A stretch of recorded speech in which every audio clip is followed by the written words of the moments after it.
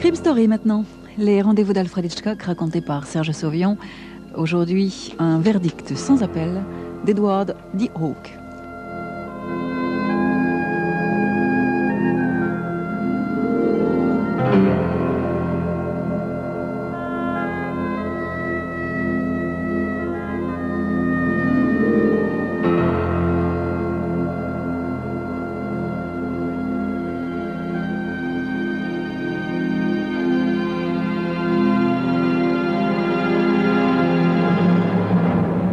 Amanda Walsh était veuve. Son mari était mort il y avait 1 an dans un accident d'auto et le tribunal avait accordé à Amanda Walsh 105 000 $ de dommages et intérêts. On m'a dit que Hal Darlan était le meilleur détective privé de toute la ville. C'est pourquoi je suis ici. J'achète toujours ce qu'il y a de mieux. Je la remerciai d'un sourire et lui répondis: en réalité, Madame Walsh, vous ne m'achetez pas. Vous louez mes services. Quant à être le meilleur, tout ce que je puis dire, c'est que j'exerce cette profession depuis 20 ans et que j'ai une solide réputation. Monsieur Darlan, vous avez probablement entendu parler de moi dans les journaux il y a 1 an. Mon mari et moi avons eu un accident d'auto. Mon mari a été tué. Comme l'autre conducteur était manifestement dans son tort, mes avocats l'ont attaqué en dommages et intérêts et ont obtenu 105 000 $. Or, depuis 1 semaine, un homme me téléphone pour me demander la moitié de la somme que m'a allouée le tribunal. Mais il me semble que des coups de téléphone de menaces regardent plutôt la police, madame. J'ai mes raisons pour ne pas faire intervenir la police, monsieur Darlan. Comme vous voudrez, madame. Que dit exactement cet homme quand il vous appelle ? Il prétend avoir fait partie du jury qui m'a accordé les 105 000 $. Il trouve que cela lui donne droit à la moitié. Mais de quoi vous menace-t-il exactement, madame ? Il me dit qu'il va aller trouver la police au sujet de cet accident. Il dit qu'il va leur dire que j'ai tué mon mari. Ah. Et cette accusation est-elle fondée, madame Walsh ? Certainement pas. Ce n'était qu'un accident, monsieur Darlan. Bien, je crois que j'aurai intérêt à enregistrer votre prochaine conversation téléphonique avec le maître chanteur, madame Walsh. D'accord, monsieur Darlan. D'habitude, il m'appelle dans la soirée, juste après le dîner. Ben, je viendrai donc en fin d'après-midi, madame. Si je découvre qui vous menace, qu'est-ce que je dois faire ? Je ne sais pas, monsieur Darlan. Que font les détectives privés avec les criminels, d'habitude ? Je comprenais très bien ce qu'elle voulait dire. Elle s'imaginait que j'allais le massacrer dans une sombre ruelle comme au cinéma. Il était encore trop tôt pour dissiper ses illusions. La première chose à faire, c'était de trouver le maître chanteur. Amanda Walsh habitait un immense ranch dans la banlieue chic. C'était vraiment très agréable de visiter une telle maison, mais j'aurais pas aimé y vivre. Voici le téléphone, monsieur Darlan.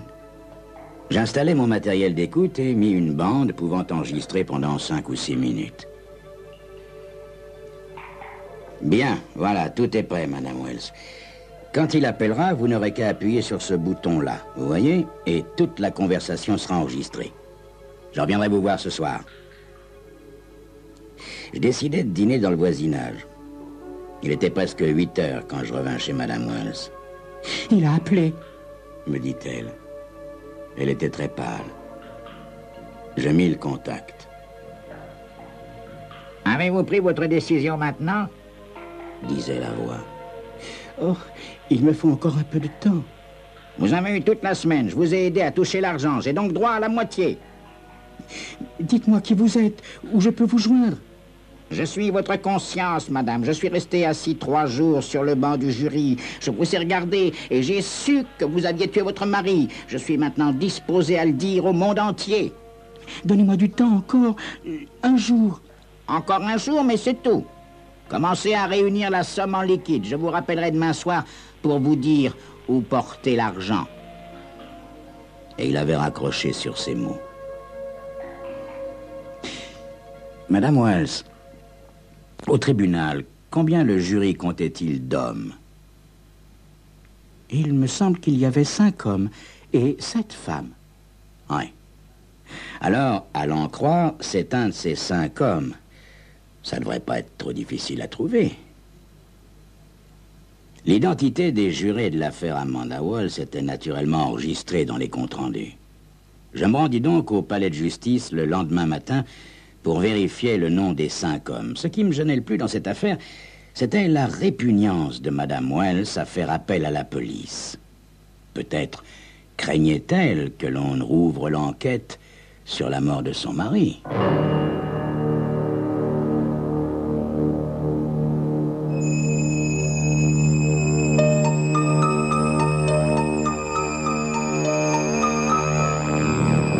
Peut-être n'avait-elle pas vraiment la conscience tranquille.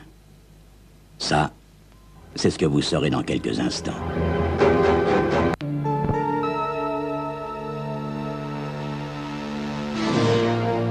Au greffe du tribunal, je relus les dépositions concernant l'accident, mais je ne découvris rien de particulier.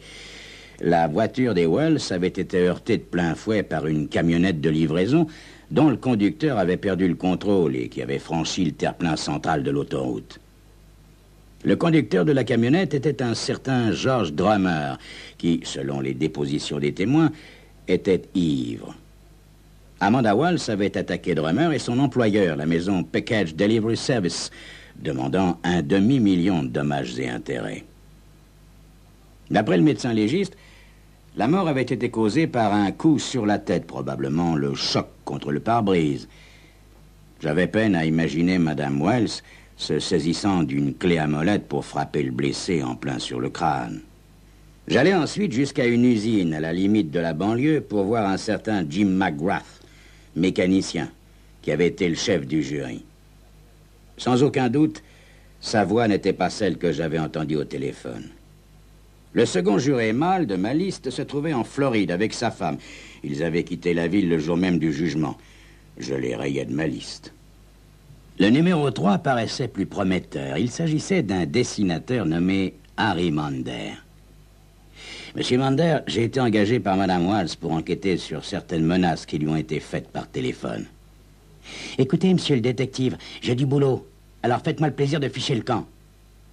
Monsieur Mander, les extorsions de fonds constituent un grave délit. Si c'est vous qui avez donné ces coups de téléphone, je vous conseille d'arrêter votre manège. Mais qu'est-ce que vous voulez que ça me fasse qu'elle ait touché 105 000 $? Sauf que... Sauf que quoi? Il y a bien une des femmes du jury, Madame Pennington, qui ne semblait pas tout à fait satisfaite. Elle nous disait que les femmes comme Madame Wells avaient déjà beaucoup trop d'argent. Merci, Monsieur Mander, je vous reverrai peut-être. Les 2 autres jurés mâles n'étaient pas intéressants. Je les éliminais donc. Je poussai une pointe jusqu'à la Mason Package Delivery Service pour aller voir le fameux George Drummer. Monsieur Drummer, je fais une enquête sur l'accident. J'ai 2 questions à vous poser. Qu'avez-vous fait immédiatement après l'accident? Avez-vous couru vers la voiture que vous aviez carambolée ou étiez-vous complètement groggy? Ah, j'y voyais à peine, monsieur. Avant que j'arrive, la femme est sortie de la voiture. Elle avait un bras cassé. Les flics ont dit que j'avais bu, mais c'était seulement l'émotion, monsieur. Seulement l'émotion. Je retournai chez Amanda Walls pour attendre le prochain appel. Le téléphone sonna. Le magnétophone se mit en marche et je pris l'écouteur. C'était la même voix que sur la bande enregistrée. Le délai est écoulé, Madame Wells. Mais je vais vous faire une offre exceptionnelle. Au lieu de la moitié, je ne prendrai que 40 000 $. Seulement, il faut me les verser ce soir. Mais je ne peux pas, monsieur. Je ne peux pas ce soir. Je n'ai pas l'argent. La police va s'intéresser à vous, Madame Wells, et à la mort de votre mari. Parce que c'est vous qui l'avez tué, n'est-ce pas, Madame Wells? Non, ce n'est pas vrai. Ce n'est pas moi. Je vous donne jusqu'à demain soir pour vous procurer 40 000 $, madame. Enveloppez-les dans un papier d'emballage brun et apportez-les au terrain de basket de Roosevelt High School. Laissez le paquet derrière les places découvertes à l'extrémité sud du stade. Si vous ne déposez pas l'argent, je me mettrai en rapport avec la police. Et il raccrocha. Amanda Wells me regarda. Que dois-je faire, monsieur? Je vous conseille d'appeler la police, madame. Non. Bon, d'accord. Alors nous allons faire un paquet de vieux journaux et j'irai le livrer à votre place. Quand il le prendra, je bondirai sur lui. Avec une accusation pour extorsion de fonds, je pense qu'il préférera tout oublier. Mais s'il n'accepte pas, s'il va trouver la police... Madame Wells, est-ce que vous avez tué votre mari? Non. Pourquoi avez-vous peur, alors? Monsieur Darlan, je vous paie pour faire un certain travail, pas pour me poser des questions. Le lendemain matin, je décidai de rendre visite à la femme jurée dont m'avait parlé Harry Mander, le dessinateur. Margaret Pennington habitait un appartement petit bourgeois dans une banlieue petite bourgeoise. Son mari avait l'air lui aussi d'un petit bourgeois. Il regardait la retransmission d'un match de foot du mondial et à la télévision, et quand il vint m'ouvrir, il tenait un verre de bière à la main. « Bonjour, monsieur. Je voudrais voir madame Margaret Pennington, s'il vous plaît. »« Entrez, monsieur. » De la cuisine, une femme demanda... « Qui est-ce, Charles ?»« C'est pour toi, chérie. » Charles Pennington s'en retourna à son match de foot pendant que j'entrais, moi, dans la cuisine. Madame Pennington avait environ 40 ans et me donna l'impression d'être la version embourgeoisée d'Amanda Walls. Madame Pennington, je m'occupe de l'affaire Walls. On m'a dit que, pendant la délibération du jury, vous aviez défendu un point de vue plutôt défavorable à Madame Walls. J'ai dit qu'elle avait probablement tué son mari et qu'il était scandaleux qu'elle touche autant d'argent, mais de guerre lasse, je me suis rangé à la majorité. Aucun des hommes faisant partie du jury ne partageait votre opinion? Non, aucun. Ainsi, madame, vous ne voyez personne qui pourrait en vouloir à madame Walls? Personne, monsieur, à part la compagnie d'assurance et aussi George Drummer, le conducteur de la camionnette. Si quelqu'un a des raisons de la haïr, c'est bien lui. Je quittai madame Pennington et retournai chez madame Wells. Elle avait déjà réuni une liasse de vieux journaux et du papier d'emballage beige. Nous avons égalisé les journaux avec une paire de ciseaux avant de les envelopper dans le papier d'emballage beige. Dans la calme nuit d'automne, je gagnai en voiture le terrain de basket de la Roosevelt High School. Je jetai un coup d'œil à ma montre. Il était 9h moins 20. Je laissai tomber mon paquet sur le sol, derrière les sièges, et j'allais attendre dehors, dans l'entrée. Au bout d'un quart d'heure, je vis un homme coiffé d'un chapeau à bord rabattu qui marchait à grands pas, tête baissée. Je compris immédiatement que c'était lui, avant même qu'il eût atteint la porte donnant derrière les sièges découverts. Il reparut presque aussitôt, portant le paquet sous le bras. Je me mis à le suivre, essayant de voir son visage sous le rebord de son chapeau. J'aurais pu facilement lui mettre la main au collet, mais il y avait trop de monde. Aussi, je pris la résolution de ne l'arrêter qu'à l'extérieur du stade. Ce fut ma grande erreur. Au moment où il ouvrit la porte, il y eut 3 rapides coups de feu presque simultanés. L'homme tomba brusquement sur le sol. J'entendis une voiture démarrer de l'autre côté du parc de stationnement. Le meurtrier était déjà loin. Je regardais le corps étendu à mes pieds. Il était mort. Il avait laissé tomber son paquet et son chapeau. Je le reconnus sans peine. C'était Charles Pennington, le mari de la femme jurée. En attendant la police, j'allais téléphoner à Amanda Walls. « Nous avons eu des ennuis, madame. Le type est mort, quelqu'un l'a tué. Ne laissez entrer personne chez vous. J'arrive. » « Que s'est-il passé, monsieur Darlan ?» me demanda la belle madame Walls, dès que j'eus franchi sa porte. « Je ne sais pas au juste, madame. Il est venu ramasser le paquet, puis quelqu'un l'a tué. Mais celui qui l'a tué ne l'a pas fait pour l'argent, puisqu'il n'a pas ramassé le paquet. » Qui était le maître chanteur, monsieur Darlan? Un certain Charles Pennington, madame. Sa femme faisait partie du jury. Elle a dû combiner cette affaire avec son mari. Je vais aller la voir à nouveau. Quand j'arrivai chez Margaret Pennington, elle était assise dans l'obscurité. La porte était ouverte comme si elle venait de rentrer. « Madame Pennington, je suis désolé pour votre mari. Savez-vous qui l'a tué? » Non. L'idée du chantage venait de vous, n'est-ce pas, Madame Pennington? Votre mari a téléphoné à Madame Wells et l'a menacé de dire qu'elle avait tué son mari au moment de l'accident.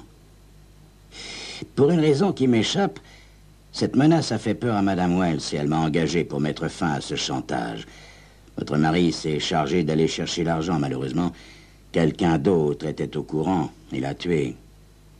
Et ce n'est pas Amanda Wells. Je lui ai téléphoné immédiatement après l'assassinat et elle était chez elle. Je ne vous crois pas, monsieur. Elle a tué son mari et c'est mon mari qu'elle vient de tuer maintenant. Mais je vous jure que c'est la dernière personne qu'elle aura tuée. Je vous le jure. Dans la matinée, je forçai la porte d'un appartement de West End Avenue. L'appartement était désert et je trouvais très vite ce que je cherchais. 3 robes, une chemise de nuit et une robe de chambre pendue dans un placard. Je cherchais le revolver, mais il n'y en avait pas dans l'appartement. J'espérais qu'il se trouvait au fond du fleuve, plutôt que dans la poche de quelqu'un. Je décidai de retourner chez la belle Amanda Wells. « Vous sortez bientôt, monsieur Darlan ?» me dit-elle en ouvrant sa porte. « Mais vous pouvez vous arrêter de travailler sur cette affaire. Celui qui me menaçait est mort, n'est-ce pas ?» Oui, madame, mais sa femme est toujours en vie. Oh, elle ne me fait pas peur. Je n'ai pas tué son mari. Non, mais vous savez qui l'a tué, madame Wells. Que voulez-vous dire, monsieur Darlan? Votre petite amie s'en est chargée, madame Wells. Votre petite amie, George Drummer, l'homme dont la camionnette a tué votre mari. Vous êtes fou, Darlan? Non, madame, non. Je reviens de l'appartement qu'habite George Drummer. J'y ai trouvé certains de vos vêtements. Vous étiez la maîtresse de Drummer, madame Wells, et vous n'aviez pas intérêt à ce que l'on rouvre le dossier sur la mort de votre mari. Il vous fallait réduire le maître chanteur au silence. Et c'est George Drummer qui s'en est chargé. N'est-ce pas? Soudain, la porte d'entrée, toujours entrebâillée, s'ouvrit et j'aperçus Margaret Pennington, debout sur le seuil, un revolver à la main. Tout à coup, George Drummer sortit de la cuisine tenant lui aussi un revolver. Margaret Pennington appuya sur la gâchette. Je vis Drummer tomber à genoux et tirer avant de s'écrouler. Margaret Pennington tournoya sur elle-même et tomba sur le pas de la porte. Puis, Amanda Wells se mit à hurler. Je pris le téléphone et appelai la police. La blessure de Drummer était tout près du cœur et je ne pensais pas qu'il pourrait y survivre. Margaret Pennington, elle, était morte sur le coup.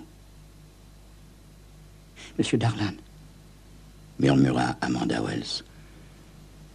Comment avez-vous su? Oh, c'est tout simple, madame Wells. Il n'y avait que 3 personnes au courant du dépôt de l'argent derrière les sièges du stade de basket. Vous, moi et le maître chanteur Pennington. Alors, qui avait tué Pennington? Pas vous, puisque je vous avais téléphoné que vous étiez chez vous à ce moment-là. Pas moi. Et le meurtrier savait que le maître chanteur serait là. Comment l'a-t-il su? Moi, je n'en avais parlé à personne, ce qui signifiait que le meurtrier n'avait pu l'apprendre que de vous ou de Pennington. Mais si l'assassin était Madame Pennington ou même quelqu'un à qui elle en aurait parlé, il aurait certainement essayé de s'emparer du paquet après le meurtre. Je ne connais personne capable d'abandonner par terre 40 000 $. Je savais donc avec certitude que c'était quelqu'un à qui vous en aviez parlé, vous, que ce quelqu'un savait que le paquet ne contenait que de vieux journaux et pas des billets. Mais, monsieur Darlan, pourquoi justement Drummer? Ah, pourquoi Drummer? Une intuition, madame. Une intuition. Vous avez confectionné le paquet avec du papier d'emballage beige. Exactement le même papier d'emballage qu'ils utilisent à la Mason Package où travaillait Drummer. Ça m'a paru curieux. Je me suis introduit chez Drummer et j'ai trouvé vos vêtements. Alors, j'ai tout compris. Monsieur Darlan, nous n'avons pas tué mon mari. C'était vraiment un accident. Je n'avais jamais rencontré Drummer auparavant. Tout est arrivé après l'accident. Et je me suis toujours demandé ce que penseraient les gens s'ils savaient que je couchais avec l'homme qui avait tué mon mari. Et cela m'était intolérable, monsieur Darlan. Intolérable. Puis, sans un regard, Amanda Walsh enjamba le corps de Drummer et se dirigea vers la voiture de police qui venait d'arriver. Voyez-vous, dans mon métier, on en voit de toutes les couleurs, des vertes et des pas mûres. On rencontre toutes sortes de gens, toutes sortes de meurtriers. Mais jamais, jusqu'à ce jour, jamais en 20 ans de carrière, je n'avais rencontré quelqu'un qui alla jusqu'au crime par peur du qu'en dira-t-on.